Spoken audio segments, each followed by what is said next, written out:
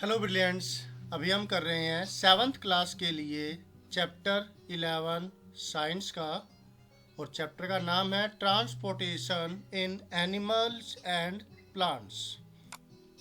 अब तक हमने जो पहले वाले पार्ट्स वीडियोस के जो हमने किए थे इस चैप्टर के, उनमें देखा था कि सर्कुलेटरी सिस्टम क्या है, उसके अंदर ब्लड का क्या रोल होता है, कैसे ब्लड किस किस चीज़ से मिलके बना हुआ है, इसमें कौन कौन सी सेल्स है ना, और उनका क्या क्या काम है। हीमोग्लोबिन के बारे में पढ़ा हमने फिर ब्लड वेसल्स के बारे में पढ़ा। ब्लड वेसल्स, अच्छा ये प्लेटलेट्स के बारे में, वाइट ब्लड सेल्स के बारे में, blood vessels, arteries, veins, pulse rate, है ना। और फिर हार्ट के अंदर जो ब्लड फ्लो करता है उसके बारे में, कैसे हार्ट अपना काम करता है उसके बारे में पढ़ा हमने। अभी हम आ गए हैं इस टॉपिक के ऊपर, हार्ट बीट पर। हार्ट बीट, हमारा जो हार्ट है लगातार धड़कता रहता है, तो उससे एक कॉन्ट्रैक्शन और एक रिलैक्सेशन से बनती है एक हार्ट बीट। देखिए, the walls of the chambers of the heart are made up of muscles. जो हार्ट के जो चैम्बर है, 4 चैम्बर्स होते हैं हार्ट के, उनकी दीवारें वो मसल्स से मिलके बनी हुई है। These muscles contract and relax rhythmically. ये वाली मसल्स एक तरीके से लगातार कॉन्ट्रैक्ट और रिलैक्स, सिकुड़ना और आराम की अवस्था में आना, ये चलता रहता है। रिदमकली का मतलब हो गया कि एक ताल के साथ, एक तरीके के साथ, यानी कि अब एक बार कॉन्ट्रैक्ट हुआ है, फिर रिलैक्सेशन होगी, फिर कॉन्ट्रैक्शन होगी, रिलैक्सेशन होगी। ऐसे नहीं कि कभी कॉन्ट्रैक्शन होगी, फिर रिलैक्सेशन रिलैक्सेशन। एक एक पैटर्न है, कॉन्ट्रैक्ट रिलैक्स। तो इसलिए इसका वर्ड का इस्तेमाल किया गया है rhythmically. Okay, this rhythmic contraction followed by its relaxation constitute a heartbeat. जो ये लगातार एक ताल के साथ कॉन्ट्रैक्शन हो रही है, सिकुड़ना हो रहा है, उसके बाद फिर रिलैक्सेशन होता है, यानी कि ये आराम की अवस्था में आता है। जब कॉन्ट्रैक्ट करता है तो ब्लड ये फ्लो कर देता है नेक्स्ट चैम्बर के अंदर, और जब ये रिलैक्स होता है तो ये इकट्ठा कर लेता है ब्लड अपने चैम्बर के अंदर। तो इन दोनों से मिलके बनती है एक हार्ट बीट। तो यहाँ क्वेश्चन क्या बन सकता है?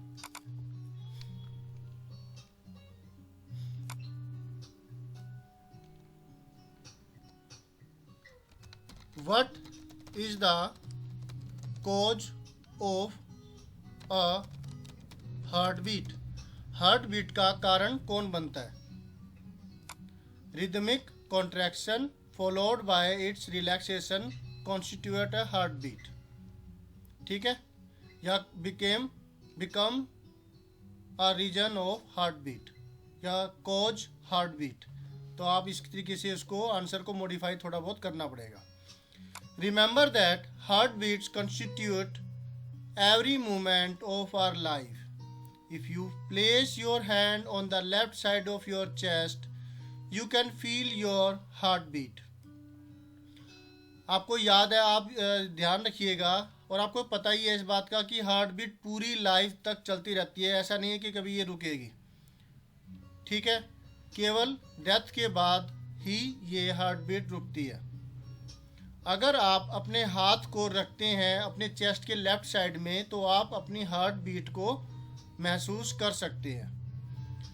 The doctor feels your heart beats with the help of an instrument called stethoscope. Doctor जब पेशेंट को चेक करते हैं ट्रीट करने के लिए कि हार्ट बीट नॉर्मल है या नहीं है, सांस सही से आ रही है नहीं आ रही है, कोई प्रॉब्लम तो नहीं है, तो जब उनको चेक करना होता है, चेकअप करना होता है, तो वो पेशेंट की हार्ट बीट को चेक करते हैं अपने एक इंस्ट्रूमेंट जिसका नाम है stethoscope. A doctor uses the stethoscope as a device to amplify the sound of the heart. It consist of a chest piece that carries a sensitive diaphragm. 2 earpieces and a tube joining the parts. डॉक्टर इसका इस्तेमाल, ये तो construction of stethoscope बना हुआ है, लेकिन ये एक लाइन एक्स्ट्रा आ गई इसमें। स्टेथोस्कोप यूज डॉक्टर जो है वो स्टेथोस्कोप का इस्तेमाल करते हैं आपकी हार्ट की साउंड को बढ़ाने के लिए, ताकि वो उससे अच्छे से मुआयना कर सके आपकी बॉडी का, कि कोई हार्ट के अंदर सांस लेने में कोई दिक्कत तो नहीं है। अच्छा, इसके अंदर और क्या क्या चीज़ें आती है? इसके अंदर आती है एक डायफ्राम होता है, सेंसिटिव डायफ्राम, ये वाला, ठीक है। 2 ईयर पीसीज होंगे यहाँ पर, ये कान में लगाने के लिए, सुनने के लिए। And a tube joining the parts, और एक ट्यूब होती है ये जो इन पार्ट्स को ज्वाइन करती है, ठीक है। तो ये हुई कंस्ट्रक्शन स्टेथोस्कोप की। Doctors can get clues about the condition of your heart by listening through a stethoscope. और डॉक्टर्स आपकी जो कंडीशन है उसका सही से मुआयना लगा सकते हैं इस स्टेथोस्कोप से सुन करके। Let us construct a model of a stethoscope with the materials that are available around us. जो आपके आसपास चीज़ें अवेलेबल हैं उससे भी आप स्टेथोस्कोप बना सकते हैं। तो इस एक्टिविटी के अंदर वो चीज़ बता रखी है कि आप आसपास उपस्थित चीज़ों से स्टेथोस्कोप कैसे बना सकते हैं। Activity 11.2, take a small funnel of 6 to 7 centimeter in diameter. Fix a rubber tube 50 centimeter long tightly on the stem of the funnel. आपको क्या करना है, एक फनल लेनी है, ये जैसे कीप सी होती है ना, घर के अंदर बोतल के अंदर ऑयल वगैरह डालने के लिए या बैटरी में पानी डालने के लिए इस्तेमाल करते हैं, ये ऐसी फनल कीप, ये लेनी है आपने। इसका जो डायमीटर है वो 6 to 7 सेंटीमीटर अबाउट होना चाहिए। और एक आप कोई ट्यूब है जो पूरी तरह से स्ट्रेच हो, इसके ऊपर अच्छे से कवर कर जाए और पूरी तरह से स्ट्रेच्ड हो, ऐसी एक रबर ट्यूब यहाँ पे लगाएंगे, ठीक है। स्ट्रेच अ रबर सीट, ये हो गया। तो यहाँ पर तो है कि आपको ट्यूब लगानी है, रबर ट्यूब जैसे ये वाली है, और उसके बाद यहाँ पर आपको रबर सीट लगानी है बैलून की फनल के मुंह के ऊपर यहाँ पर, ठीक है। और रबर बैंड से इसको अच्छे से बांध दीजिएगा ताकि ये पूरी तरह से टाइटली स्ट्रेच्ड रहे। Put the open end of the tube on one of your ears. अब ये तो क्लोज्ड पार्ट हो गया ट्यूब का, अब ये ओपन पार्ट है, इसको आप अपने कान के पास लगाइए। Place the mouth of the funnel on your chest near the heart. Now try to listen carefully. Do you hear a regular thumping sound? अब आपको क्या करना है, इस ट्यूब को आपने अपने कान पे लगा लिया और जो फनल है उसे आपको लगाना है अपने हार्ट के पास, और आप उसको सुनने की कोशिश कीजिए। आपको आवाज़ सुनाई देगी थम्पिंग की, धक धक की। The sound is that of the heart beats. जो ये साउंड है ये हार्ट बीट की साउंड है, हार्ट के धड़कने की आवाज़ है। How many times did your heart beat in a minute? Count again after running for 4 to 5 minutes. Compare your observations. अब आपको क्या करना है, काउंट करना है हार्ट बीट 1 मिनट में कितनी है, और फिर 4 to 5 minutes रनिंग करके, बहुत ज़्यादा होती है वैसे 4 to 5 minutes की रनिंग,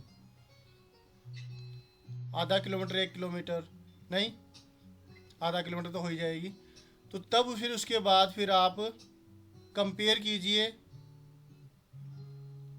हार्ट बीट को। Record your own pulse rate and heart beat and that of your friends while resting and after running and record it in 11.2 table. Do you find any relationship between your heartbeat and pulse rate? Each heartbeat generates one pulse in the arteries and the pulse rate per minute indicates the rate of the heartbeat.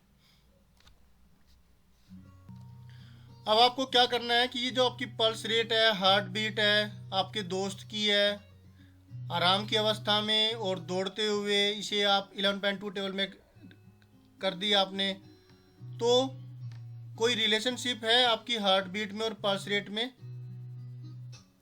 हाँ जी, जो आपकी heart beat है वो pulse बनाती है। एक heart beat एक pulse बनाएगी आर्टरीज में, एंड द पल्स रेट पर मिनट, और जो आपकी पल्स रेट है 1 मिनट के अंदर, वो आपकी हार्ट बीट की रेट होती है कि कितने बार आपका हार्ट थंपिंग करता है, यानी कि एक हार्ट बीट के साथ एक पल्स बनती है। The rhythmic heart beat of the various chambers of the heart maintain circulation of blood and transport of substances to the different parts of the body. जो लगातार एक ताल के साथ जो बीटिंग हो रही है हार्ट के अंदर, हार्ट के अलग अलग चैम्बर्स के अंदर, इसकी वजह से ब्लड का सर्कुलेशन और ब्लड के अंदर जो और भी बहुत सारी चीज़ें हैं, मिनरल्स, न्यूट्रिशन, फूड, उसका ट्रांसपोर्ट पूरे बॉडी पार्ट में होता रहता है। Bujo wonders if sponges and hydra also have blood. Animals such as sponges and hydra do not possess any circulatory system. The water in which they live brings food and oxygen as it enters their bodies. तो अभी भुजो के दिमाग में एक question आया, उसने पूछा कि क्या स्पॉन्जिस और हाइड्रा, जो ये मल्टी सेलुलर तो है लेकिन माइक्रो ऑर्गेनिजम्स में आ जाते हैं, छोटे होते हैं, क्या उनके अंदर भी ब्लड होता है? नहीं, उनके अंदर ब्लड नहीं होता। वो डायरेक्टली क्या करते हैं, अपना खाना जो पानी के अंदर जो उनके आसपास चीज़ें आती है उससे वो गेट कर लेते हैं। जैसे अमीबा है, अमीबा कैप्चर कर लेता है अपना स्यूडोपोडिया बना करके और फिर उसे अंदर ही डाइजेस्ट करके बाहर छोड़ देता है। तो उनके अंदर इतना ज़्यादा कॉम्प्लेक्स स्ट्रक्चर नहीं होता कि पूरी बॉडी पार्ट पहुँचाने के लिए अलग से ट्यूब्स टाइप स्ट्रक्चर बनाने की जरूरत पड़े।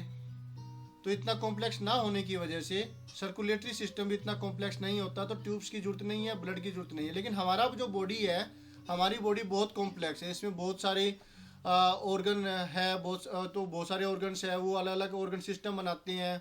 तो बॉडी स्ट्रक्चर कॉम्प्लेक्स होने की वजह से हमारी बॉडी के अंदर ये सब चीज़ें करने के लिए सर्कुलेटरी सिस्टम डेवलप हुआ है और फिर ब्लड की जरूरत पड़ती है। ठीक है, तो इनमें माइक्रो ऑर्गेनिजम्स के अंदर और जो छोटे जीवों के अंदर इतना ज़्यादा नहीं है ये सिस्टम। छोटे जीवों मतलब कि जो माइक्रो है, जो हमें आंखों से दिखाई नहीं देते या माइक्रोस्कोप से हम थोड़ा देख सकते हैं उसको। ठीक है, जो वाटर है वहीं से ही वो क्या है, अपना वेस्ट है वो निकाल देते हैं, कार्बन डाइऑक्साइड गैस है वो भी बाहर निकाल देते हैं। ओके, तो ये था भुजो के क्वेश्चन का आंसर। आप इसको मार्क कर सकते हैं, ये क्वेश्चन हो गया। और जो ये वाला पार्ट है ये आंसर हो जाएगा।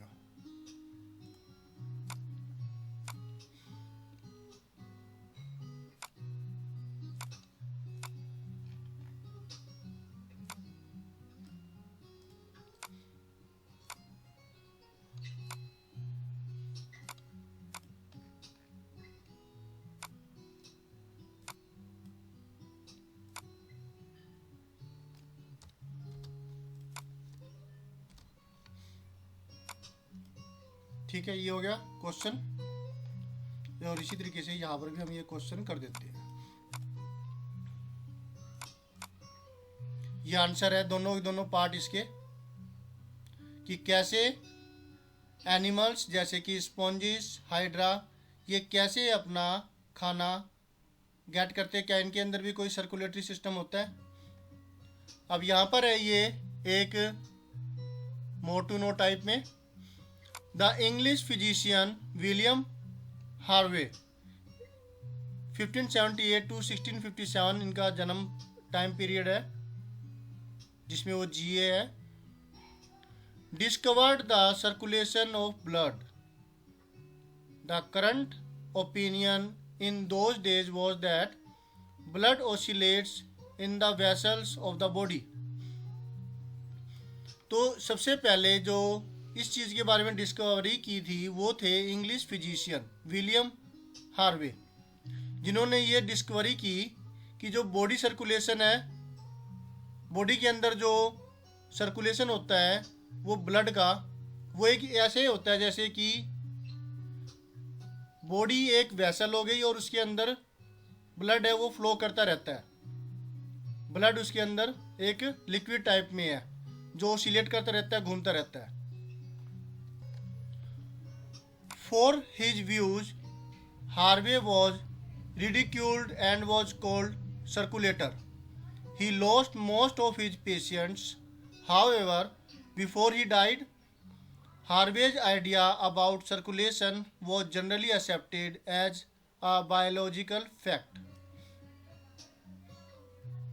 तो इनके जो ये व्यू थे, देखिए जो भी कोई बंदा कोई नई डिस्कवरी करता है तो वो अपने विचार रखेगा, उन्होंने अपने विचार रखे और उनको बेवकूफ़ पागल कहा जाता है, उनको भी काफ़ी मजाक उड़ाया गया उनकी बातों का और उन्हें सर्कुलेटर कहा जाने लगा कि ये सर्कुलेटर है। जैसे सर्कुलेशन होता है ब्लड का, कहते हैं बॉडी का अंदर सर्कुलेशन हो रहा है, वैसे ये भी सर्कुलेटर है।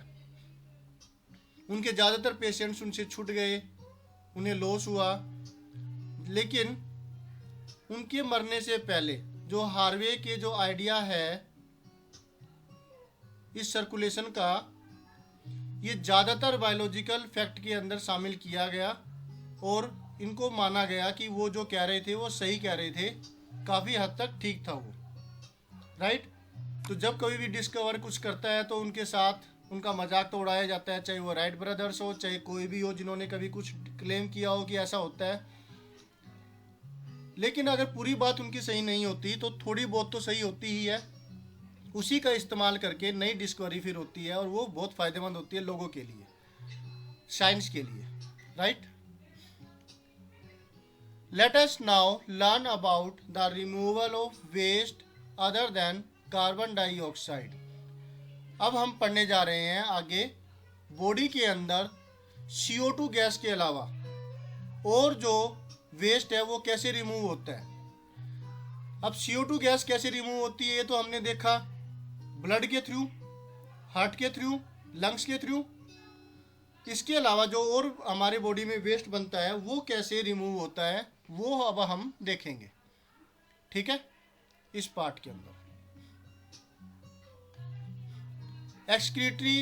एक्सक्रीशन इन एनिमल्स, एनिमल्स में excretion. Excretion in animals recall how carbon dioxide is removed as waste from the body through the lungs during exhalation। आपने ये चीज़ देखी थी कि कैसे कार्बन डाइऑक्साइड गैस हमारी बॉडी के अंदर से रिमूव होती है लंग्स की सहायता से एक्सहेलेशन के टाइम। इनहेलेशन सांस का लेना, एक्सहेलेशन सांस का छोड़ना। Also recall that the undigested food is removed during egestion. और ये चीज़ भी देखिए आप कि जो अनडाइजेस्टेड फूड है वो इजेशन के द्वारा निकाल दिया जाता है। Let us now find out how the other waste materials are removed from the body। तो अब जो ये इजेशन है अनडाइजेस्टेड फूड का, ये कैसे होता है बॉडी के अंदर, क्या होता है इसके अंदर, क्या प्रोसेस है, क्या सिस्टम है, वो इसके अंदर हम पढ़ेंगे। तो बेटा इसको ना अच्छे से समझिए, अच्छे से, क्योंकि ये चीज़ें हमारे शरीर के बारे में है, हमें पता होना चाहिए कि ये कैसे है। और ये तो आपका सिलेबस में तो है ही, जैसे तो अच्छे से क्लियरली समझिएगा। You may wonder where these unwanted materials come from, और आप हैरान रह जाएंगे कि ये मटेरियल्स अनवांटेड ये जो है कहाँ से आया, कैसे हुआ है। When our cells perform their function, certain waste products are released. These are toxic and hence need to be removed from the body. The process of removal of waste produced in the cells of the living organisms is called excretion. The parts involved in excretion forms the excretory system.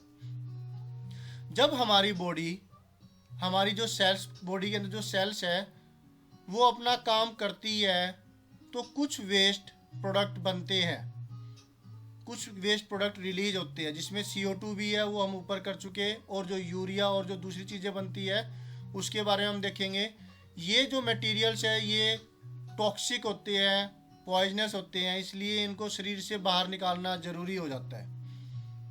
और जो वो process है जिसके द्वारा हम इस waste product को sales से और फिर ऑर्गेनिज्म से हम बाहर निकालते हैं, इसे कहते हैं एक्सक्रीशन। ठीक है। और जो वो पार्ट्स इस एक्सक्रीशन के अंदर इन्वॉल्व होते हैं उन सारे ऑर्गन से मिलके बनता है एक ऑर्गन सिस्टम, और जो वो प्रोसेस है वो कहलाएगा, वो सिस्टम है वो कहलाएगा एक्सक्रीटरी सिस्टम। तो यहाँ ये दो डेफिनेशंस आ गई, कौन कौन सी? Define excretion and excretory system. ठीक है, दो डेफिनेशन हो गई ये। और ऊपर कुछ क्वेश्चन बनता है, यहाँ ये बनता है कि हमें वो जो मटेरियल्स है क्यों बाहर निकाल देने चाहिए। Why do we need to remove the waste product released after being used in the body cells, the energy, the food, उसको बाहर निकालना क्यों जरूरी है? Because those are toxic and they can harm our body. तो आप इस तरीके से ये क्वेश्चन इसमें आ सकता है, 1 मार्क का, आप अपना तरफ से बना सकते हैं। ठीक है, बिकॉज दीज आर टॉक्सिक, बना देते हैं।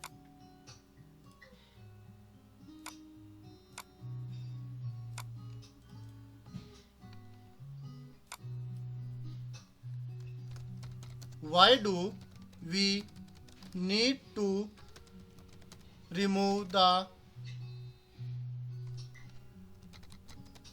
waste substances made in the body after digestion of food?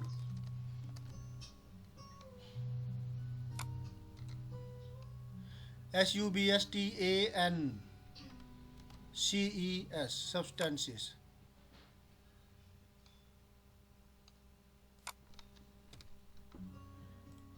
ठीक है, तो इसका आंसर हो जाएगा because they are toxic.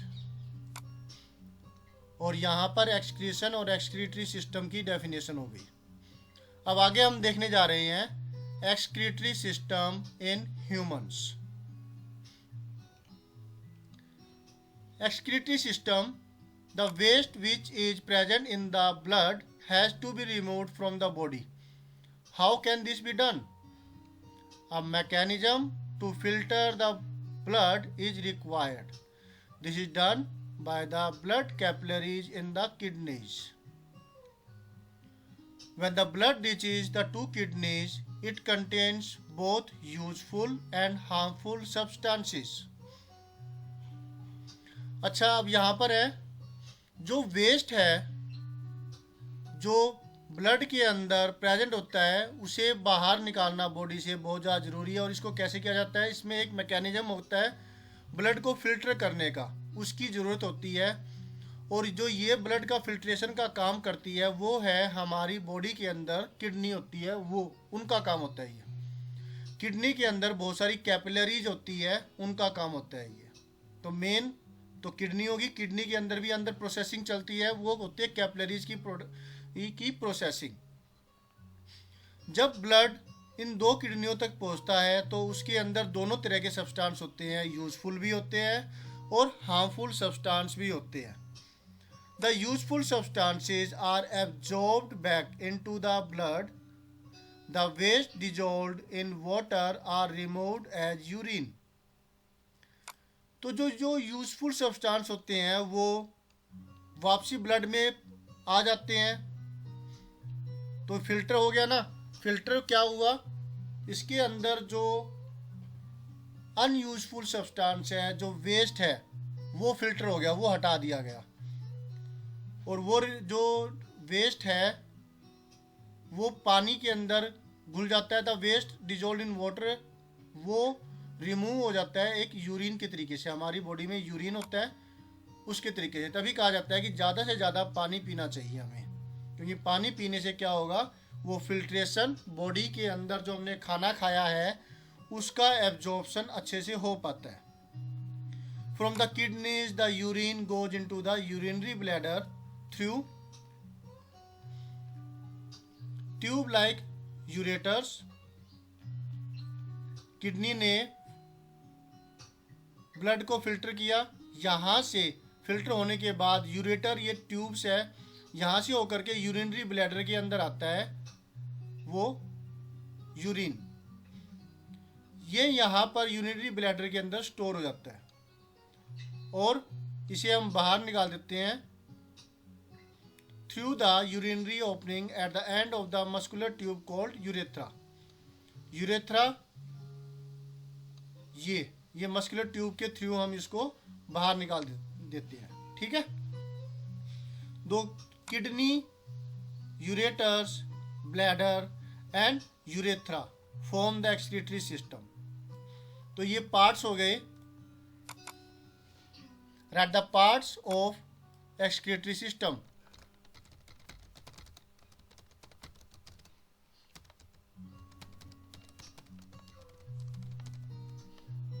Okay.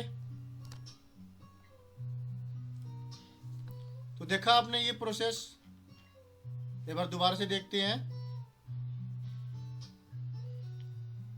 जो किडनी से होकर के यूरिनरी ब्लैडर में आया और ट्यूबलाइक स्ट्रक्चर से होता हुआ आगे बढ़ता है, जहाँ पर वो यूरिनरी ब्लैडर के अंदर इकट्ठा हो जाता है। और फिर जो यूरिनरी जो ब्लैडर है, इसकी जो ये स्ट्रक्चर है, opening, urinary opening at the end of the muscular tube urethra, यहाँ से फिर हम क्या करते हैं, उसको बाहर निकाल देते हैं। ठीक है। और इसके एक्सक्रीटरी सिस्टम के अंदर टोटल पार्ट्स है kidney, ureters, bladders and urethra. अब ये एक अच्छा क्वेश्चन है, यहाँ पर बन सकता है। पहले पढ़ते हैं फिर इसका क्वेश्चन बनाते हैं। An adult human being normally passes about 1 to 1.8 liter of urine in 24 hours. And the urine consists of 95% water, 2.5% urea and 2.5% other waste products. जो एक अडल्ट ह्यूमन होता है वो लगभग 24 घंटे के अंदर, यानी पूरे एक दिन के अंदर 1 लीटर से लेकर 1.8 यानी कि 1 लीटर 800 मिलीलीटर तक यूरिन बनाता है 24 घंटे के अंदर। और जो इस यूरिन के अंदर इसकी कंपोजिशन है वो 95% इसमें वाटर होता है, 2.5% इसमें यूरिया होता है वेस्ट, एंड 2.5% दूसरे वेस्ट प्रोडक्ट होते हैं। तो यहाँ क्या क्वेश्चन बन सकता है इसके लिए,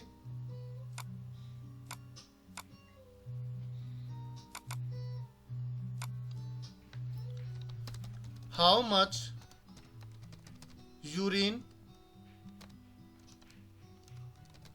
is formed in an adult in 24 hour। एक क्वेश्चन ये बन गया। और what is the composition of urine. ठीक है। अब ज़्यादा पानी पियेंगे तो फिर ज़्यादा भी बनेगा। ये नहीं हो कि अभी आप कहोगे कि नहीं हम तो ज़्यादा पानी पीते हैं और हम तो इतना इतना वो कर देते हैं। तो ज़्यादा पानी पीते हैं तो ज़्यादा पानी फिर वो जो ये अमाउंट है ये बढ़ जाती है। और ये अच्छी चीज़ है अगर आप ज़्यादा पानी पीते हैं तो। We have all experience that we sweat on a hot summer day. The sweat contains water and salts.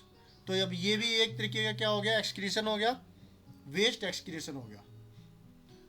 गर्मियों के टाइम पर हम लोग पसीना निकलता है बहुत ज़्यादा और उसके अंदर भी क्या होता है फिर वेस्ट होता है और हम वेस्ट रिमूव करते हैं। और उसके अंदर क्या होता है, पानी होता है और नमक होता है। कई बार तो गर्मियों में आपने देखा हो काफ़ी ज़्यादा खेलने की वजह से आपके जो कपड़े हैं पीछे वाइटी वाइटी हो जाते हैं, पीले पीले से भी हो जाते हैं बनियानों के अंदर। तो वो क्यों होता है, क्योंकि इसमें सॉल्ट होता है, उस वजह से ऐसा होता है। Bujo has seen that sometimes in summers white patches are formed on our clothes, especially in areas like underarms. These marks are left by salt present in the sweat. तो यही तो बात बताई थी मैंने आपको अभी। आगे does sweat serve, क्या ऊपर वाला बताऊं अभी? ओके बुजो कहता है, बुजो के लिए बात हुई है कि उसने कई बार गर्मियों के टाइम पर देखा है कि उसके जो कपड़ों पर सफ़ेद रंग के धब्बे लगे हुए हैं। मुख्य तौर पर उसकी जो कांख होती है, अंडर आर्म्स हैं वहाँ पर, क्योंकि वहाँ पे ज़्यादा पसीना निकलता है वहाँ पर। तो ये क्यों होता है, ये उसमें प्रेजेंट सोल्ट की वजह से ऐसा होता है। अब आगे does sweat serve any other function, क्या स्वेट का कोई और काम भी होता है? ऑब्वियसली होता है, ये हमें कूलिंग प्रोवाइड करता है। We know that the water capped in an earthen pot, मटका, is cooler. This is because the water evaporates from the pores of the pot which causes cooling.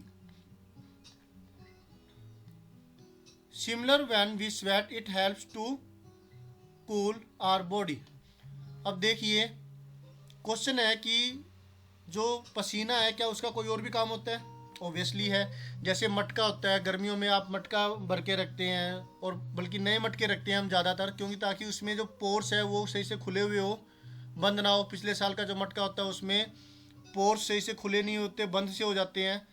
तो मटके के ऊपर जो के अंदर जो पोर्स होते हैं वहाँ से पानी इवेपोरेट होता है, और जब इवेपोरेशन होता है तो वो पानी के अंदर की गर्मी को ले लेता है और उसको ठंडक प्रोवाइड करता है, जिसकी वजह से पानी जो मटके के अंदर होता है वो ठंडा महसूस करता है, ठंडा हो जाता है वो। और यही बात हमारे साथ भी होती है। तो जो वो स्वेट होता है हमारी स्किन के ऊपर, वो वहाँ के आसपास की गर्मी को लेकर के, वहाँ के आसपास की गर्मी को लेकर के क्या करेगा, वो भाप बन के उड़ जाएगा।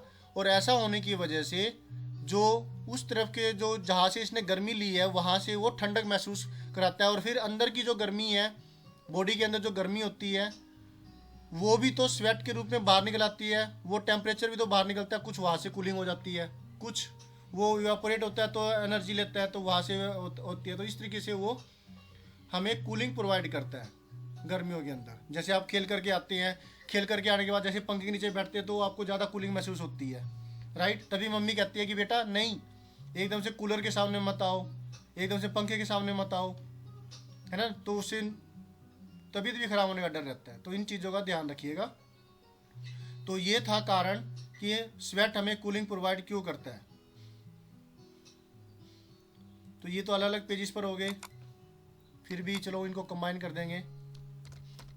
Why does sweat cause cooling?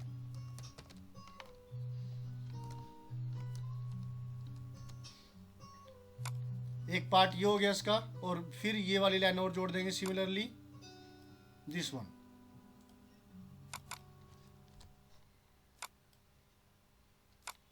ठीक है।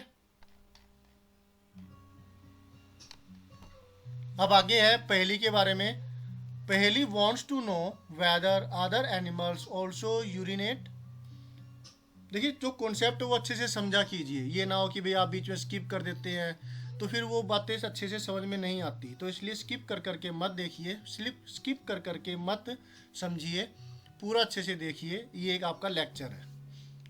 पहेली जानना चाहती है कि क्या दूसरे एनिमल्स भी यूरिनेट यानी यूरिन निकालते हैं। हाँ निकालते तो, लेकिन कई लोग कई जो जानवर होते हैं जैसे ऊंट है, कोई और है, वो क्या है कम यूरिनेशन करते हैं ताकि उनमें कमी ना हो। तो देखते हैं कॉन्सेप्ट, ये नीचे दे रखा है क्या है इसके अंदर। The way in which waste chemicals are removed from the body of the animal depends on the availability of the water. Aquatic animals like fishes excrete cell waste in gaseous form, ammonia, which directly dissolved in water.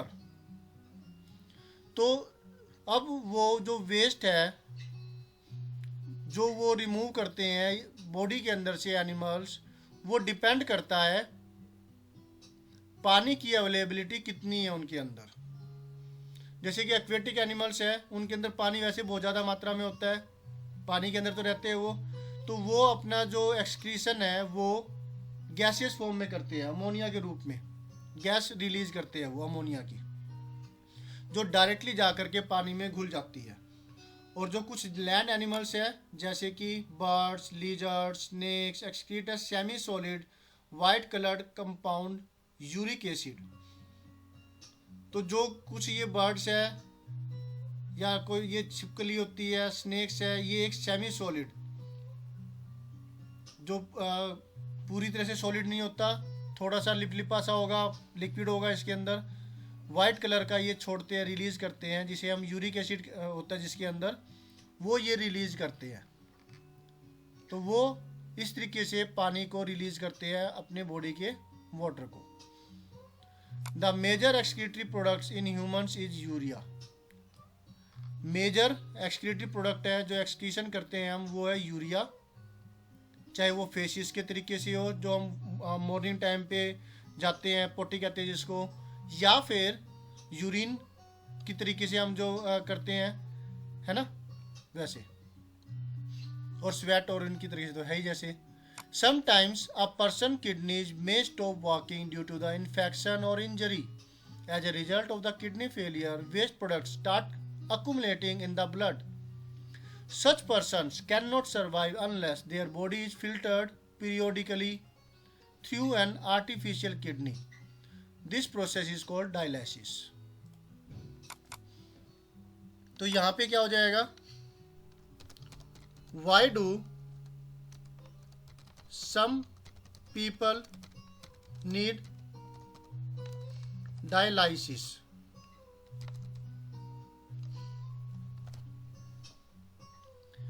और फिर आ जाता है what is it, वो है क्या।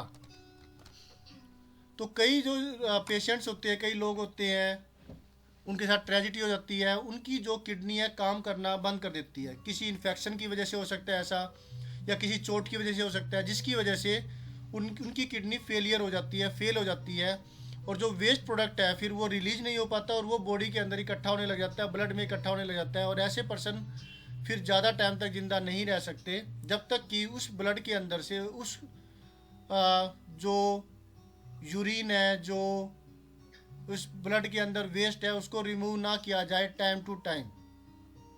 तो ऐसा फिर किया जाता है, जिनकी किडनी फेल हो जाती है तो टाइम टू टाइम उस वेस्ट को बाहर निकाला जाता है आर्टिफिशियल किडनी के द्वारा, और इस प्रोसेस को कहते हैं डायलाइसिस। तो आपने एक मूवी भी देखी होगी, वो मूवी का नाम याद नहीं आ रहा, जिसके अंदर शाहिद कपूर आत्मा के रूप में निकल करके आत्मा के रूप में कन्वर्ट हो जाता है और फिर वो वापसी आता है, अपने परिवार की मदद करता है। उसमें दादी को डायलिसिस के लिए जाना होता है और उनके पास पैसे की कमी हो जाती है, और फिर पैसे पहुंचाता है वो और डायलिसिस फिर वो उनको दोबारा से शुरू हो जाती है। तो वो डायलिसिस की बात है कि किडनी में प्रॉब्लम थी दादी के, राइट। हाँ जी, तो ये प्रॉब्लम चलती रहती है। तो अब इसके बाद हम प्लांट्स का जो ये प्रोसेस है ये देखेंगे बाद में, नेक्स्ट वीडियो के अंदर। Always have a great time student, thank you for watching your on video. और इसी तरीके से आप समझते रहिए और बेटा पढ़िए, पढ़ने से आपका दिमाग डेवलप होगा और हमारा देश आगे बढ़ेगा। लगातार समझिए, पढ़िए और अपने परिवार का, अपने स्कूल का, अपने देश का, अपने शहर का और अपने देश का नाम रोशन कीजिए। तो होप सो आप अच्छे से ऐसे समझते रहेंगे, पढ़ते रहेंगे। जय हिंद, बाय।